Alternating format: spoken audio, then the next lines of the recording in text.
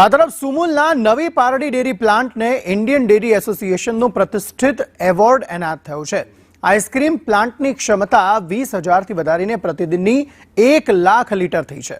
સુરત સુમુલ ડેરીને તેના નવા પારડી ડેરી પ્લાન્ટના 100% ક્ષમતા વપરાશ, શ્રેષ્ઠ ગુણવત્તા, પ્રોસેસિંગ ટેકનોલોજી, પ્લાન્ટ ઓપરેશન, સલામતી નિયંત્રણો માટે આ એવોર્ડ અપાયો છે। મુંબઈ ખાતે આયોજિત સમારંભમાં સંઘના ચેરમેન માનસી પટેલ અને ઉપપ્રમુખ રાજુભાઈ પાઠક અને ડિરેક્ટર અને એમડી અરુણ પુરોહિતને ઇન્ટર ડેરી એવોર્ડ 2024 આપવામાં આવ્યો।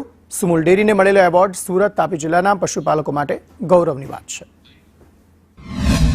સુરત તાપી જિલ્લાના અઢી પશુપાલકોની જીવાદોરી સમાન સંસ્થા સુમુલ ડેરી એના અમૃતકાળમાં પ્રવેશી છે અને તમે જો તો જે રીતની ખાસ કરીને 2.5 પશુપાલકો માટે જીવાદોરી સમાન આ સંસ્થા ઉત્તર પ્રગતિ કરી રહી છે અને તેઓની સંસ્થા ડેરી ઇન્ડસ્ટ્રીની ટોચની સંસ્થા ઇન્ડિયન ડેરી તરફથી પ્રતિષ્ઠિત એવોર્ડ સુમુલ ડેરીને એનાયત થયો છે।